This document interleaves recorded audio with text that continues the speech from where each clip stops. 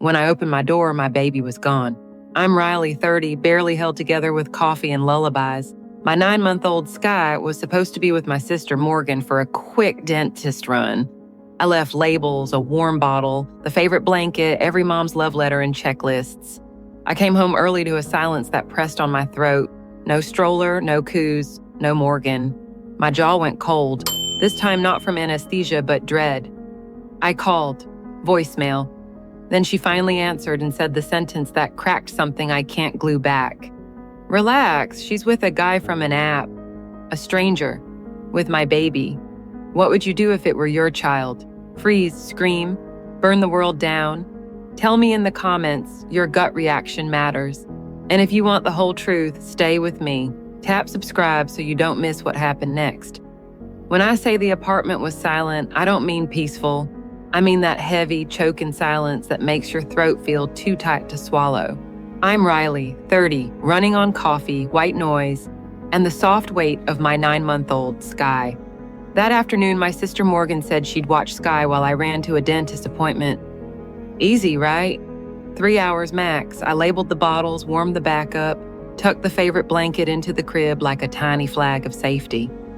I kissed Sky's forehead and whispered, "Back before you miss me." You know how trust is. It's small and it fits in your pocket until suddenly it doesn't. The dentist finished early, numb jaw, free toothbrush, one of those rare wins where you think, wow, maybe the universe took a lunch break. I texted Morgan, heading back early, all good. No reply. I shrugged. She's good with Sky. She's done this before. Maybe she put her phone on silent because she's actually watching my baby. Because bare minimum, that is the assignment. I opened the door, expecting giggles or a sleepy murmur through a pacifier. Instead, nothing. No stroller by the door, no diaper bag moved, no cartoon hum from the TV, just air that smelled like lemon cleaner and panic. I called out, "Aunt Morgan?" No answer. My body knew before my brain did. I walked room to room, trying to move slow so my thoughts wouldn't bolt. Crib, empty, blanket still there. That blanket is Sky's safety switch. She won't nap without it. If you've ever felt reality slip sideways, you know the sensation. Like the floor is present, but loyalty is optional. I called again. Voicemail. Again. Straight to voicemail. 5 minutes became 10. 10 became 15. My mind performed gymnastics to keep me calm. Maybe she's with a neighbor, maybe a short walk. Maybe she's rocking Sky to sleep in the stairwell because the baby loves echoes. But the blanket was in the crib. The blanket does not go on walks. Morgan finally answered, casual tone, breathless like she jogged a block. Relax, she said, the word that turns my spine into ice. She's with a friend. I stared at the quiet crib. Where are you? Almost there, she chirped, coming up now. Morgan appeared at the door, alone. No baby, no bag, no apology shaping her mouth. That's a particular kind of pain, by the way. Seeing someone you love arrive without the one person you'd burn the earth for. My voice came out thin. Where is Sky? She's upstairs, she said, blinking like I was the one being dramatic. No, she's not. The second stretched like gum, then her face cracked. Oh my God, wait, she's with Mike. Who's Mike? She flinched. Friend.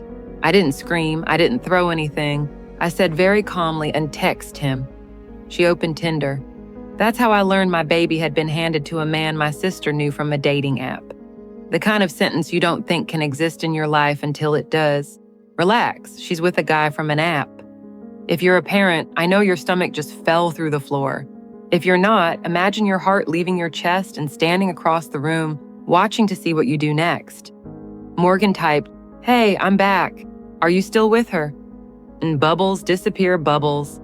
The reply, waited for a bit, had to go, left her with my roommates, all good. All good. I wanted the wall to split and show me the universe's complaint desk. All good? With who? Where? Are they sober? Are they kind? Do they know how to hold a baby who still startles at loud noises? We ran. Morgan pointed me around the corner to a building that looked like it had given up on itself. I heard it before I saw it. Sky's cry, high, panicked. The cry that means, I'm alone and my body doesn't understand why. I pounded on the door with every muscle I had. A teenage boy opened it, hair stuck up like he'd argued with a pillow. "She's here," he said, as if that solved anything. I walked in. Air fryer oil, old pizza boxes, a smell of burnt plastic covered with cheap air freshener. And there, on a stained rug, sat my baby, face blotchy red, tears like glass on her cheeks. A guy was pressing a frozen bag of peas to her leg, like he'd seen a movie once where someone helped someone. Another guy waved a TV remote in her face, making beeping noises, and a third tapped a pizza box like it was a drum. "She liked it before she started screaming," he said defensively, as if that were a resume.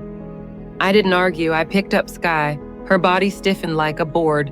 Then she recognized me and melted against my chest so hard, her fingers dug crescent moons into my skin. Nobody stopped me. Nobody apologized. One of them shrugged. "Mike said you'd be back in like 10 minutes. Another asked, baffled, "Why would someone leave a baby with strangers?" An excellent question. I walked out. I didn't slam the door. I saved that energy for the next part, the part where the world stops pretending this was a misunderstanding and names it what it was, a betrayal. If you're watching this, pause and breathe with me. Imagine coming home to that silence, hearing that cry, lifting your child from a floor that has never been cleaned with love. If this already raised your blood pressure, hit like so the algorithm knows parents deserve to be heard.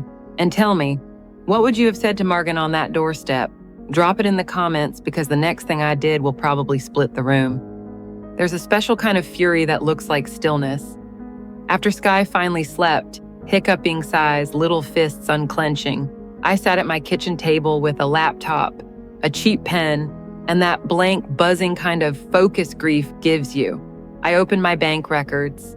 Every just this once, every until next week, every transfer to Morgan since she was 15, and our parents anointed me the safety net. Tuition, rent, groceries, late fees, emergency dentist. The number glared from the spreadsheet like a dare. $28,000 and change. That's not generosity, that's a system. That's scaffolding for someone else's life while you dangle. I canceled every recurring payment, the ones with cutesy nicknames, the ones labeled temporary. I moved my savings to a new account like I was smuggling my own future out in a backpack. I revoked access to the shared drive where I kept spreadsheets and receipts, because people who treat your kid like an errand should not have a key to your financial house. No warning, no speech. Because sometimes explanations are just more rope for someone to swing across your boundaries. I expected Morgan to blow up my phone first. Instead, my mother called at 7:12 a.m., voice sharp enough to peel paint. "What did you do to your sister?" That sentence is a thesis, isn't it? Not, "Is Sky okay?" Not, "What happened?" Just, "What did you do to your sister?" I said, "Good morning, Mom." She said, "She opened her laptop and screamed. You cut her off." I said, "I stopped funding her." She said, "You can't just take it back." I said, "It was in my name. It still is, and it's going toward the childcare now." She said, "You're punishing her." I said, "She endangered my daughter." She said, "She didn't mean to." I said, "I'm not talking about what she meant. I'm talking about what she did." And then, a first for me, I hung up first. No slam, no dramatics, just the surgery-clean snip of a cord that needed cutting. I braced for Morgan. She texted an hour later. "You're being ridiculous. I didn't ditch her. She was with someone safe. We all make mistakes." The next one, "She's your kid. Why are you acting like this is my fault?" Then, "We're family. You always get over it. Just come back when you're normal again." That line actively bruised something in me. Normal, as if normal meant paying the bill and shutting up. If you've ever been named the strong one, the dependable one, you know the trap. Strength becomes the leash. I replied, "You're right. She's my responsibility, just like your education is yours. I won't be sending any more money." Then I put my phone face down like it could bite. Here's where it turns from family drama to career sabotage. Around noon, a steady client called. Reliable guy, zero theatrics. "Hey," he started carefully. "This is going to sound strange. Everything okay?" "You ever have your stomach step out for air?" He continued, "I got a message from someone named Morgan. Said she's your sister. She warned me you cut people off, that you're unstable and not trustworthy in a professional setting." He paused like he was trying not to hurt me. "She mentioned my brother. We were in the same class once. I guess that's how she found me." It felt like the oxygen thinned. While I was changing diapers and relabeling bottles and trying not to cry at the register because diapers do not go on sale when you are scared, Morgan was DMing my clients. Then I found it, a public post. Not my name, but obvious, the kind of subtweet that turns your group chat into a courtroom. Some people will pretend to support you until they cut the rug from under you. Don't trust family just because they're family. Starting from scratch or staying silent. 34 likes, comments with heart emojis, a cousin, an old classmate, an intern from a company I still contract with.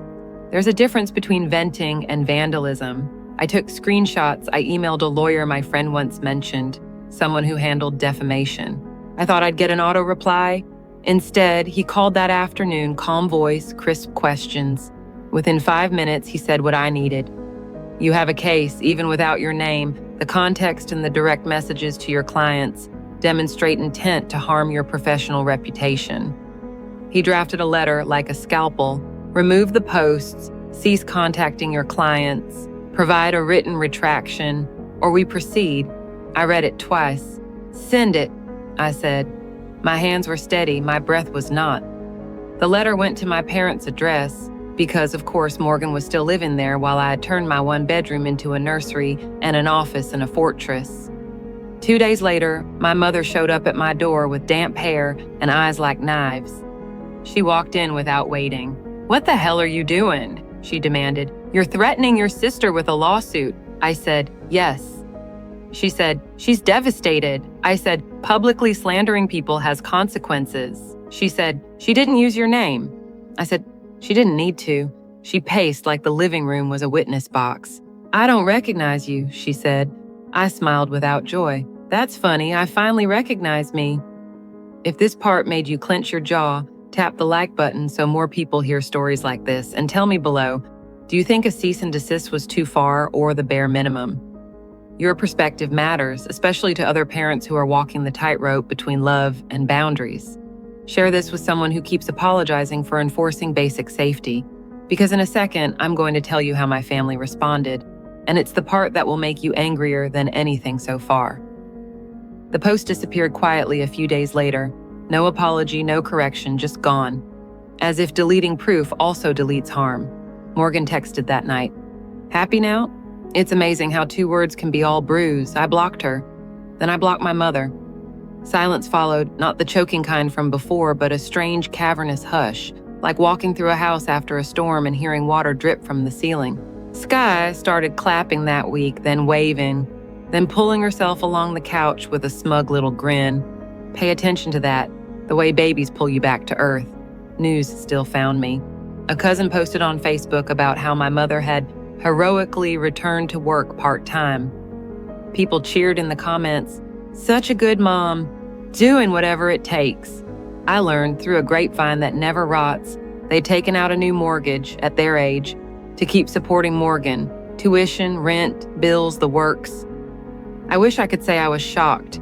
Mostly, I felt the last puzzle piece click. When I started college, help was a pep talk and a secondhand textbook. I worked nights, shared a room with 2 girls and a space heater with opinions, and learned to sleep in libraries. For Morgan, a mortgage. An entire financial instrument shaped like a cradle. And yet, guilt is a tenacious weed. It grows in the cracks of your boundaries, watered by old stories. I kept checking my blocked list, not to unblock, just to make sure the wall still stood. It did. Then my phone lit with a voicemail from my mother. Voice softened like honey over gravel. "I've been cooking for Sunday, just the usual. Are you bringing the baby?" I didn't call back. I texted, "No." She replied, "Why not?" I said, "Because I don't want people around my daughter who think endangering her is a mistake, not a decision." No response. The conversation ended like a door that had never fit its frame. Here's the part that might sound small but isn't. I started doing less. Fewer rush jobs, saying no to last-minute rescues that had me typing at 2 a.m. with Sky's foot pressed into my ribs. The world did not collapse. Clients respected the boundary because I spoke it like a fact. Money didn't evaporate, it stabilized. Stress didn't vanish, but it unclenched. I replaced panic with structure. Childcare budget here, savings here, therapy here, baby classes that made Sky shriek laugh like a tiny pterodactyl. Essential. My home got quieter in the right ways. The vacuum ran. The air smelled like clean laundry and banana puree rather than adrenaline. Anger, though, it has a long half-life. Some mornings I'd make coffee and hear echoes of that sentence. Relax, she's with a guy from an app.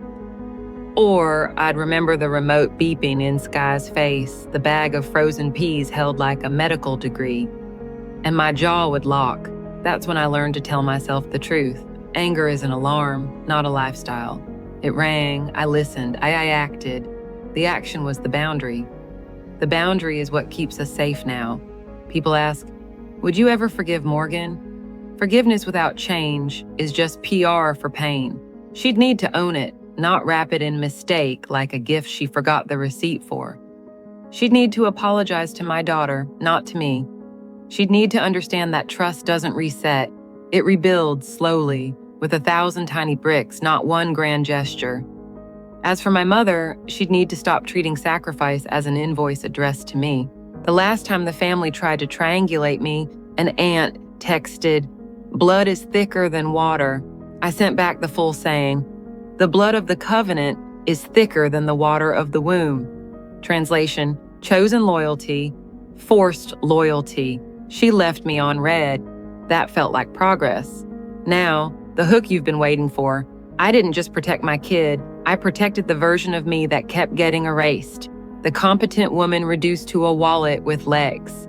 The most shocking thing wasn't that Morgan left Sky with strangers. It was how quickly the narrative tried to cast me as the villain for refusing to fund the sequel. If that twist made your hands shake, tap like so the platform knows these stories matter. Drop a comment. Where do you draw the line with family, and how do you handle the "you'll regret this" chorus? Your words will help someone who's standing exactly where I stood, keys shaking in their hand, wondering if the silence means catastrophe. Share this with a friend who needs permission to choose safety over obligation. Subscribe it if you want the unglamorous truth about boundaries, motherhood, and rebuilding a life that doesn't require you to bleed for other people's comfort. Because here's my closing line, the one I repeat when the old guilt knocks to stir. The explosion already happened. I'm just refusing to live in the rubble. ChatGPT said, here's where I've landed. I stopped waiting for an apology that would fix the past and started building a present that protects my kid and my sanity. Some days the old guilt knocks, flashbacks of that empty crib, that sentence, relax, she's with the guy from an app. I feel the sting. Then I remember, my job isn't to make other people comfortable with my boundaries. It's to keep Sky safe and keep myself whole. The lesson? Love without limits turns into labor without thanks. Boundaries aren't punishment. They're seatbelts. They don't stop the ride. They keep you alive through the turns. I chose quiet over chaos, clarity over being the strong one, and I'm learning that peace is not passive. It's earned and defended. Still, I'll ask you straight, am I in the wrong? Was cutting financial ties, lawyering up, and going no contact too much or finally enough? If this hit a nerve, tell me where you'd draw the line. Your stories help more than you know. If you think this message could steady someone's hands, share it. If you want more unpolished truth about boundaries, motherhood, and rebuilding, tap follow and hit the bell. And drop a comment. What did this teach you about your own limits?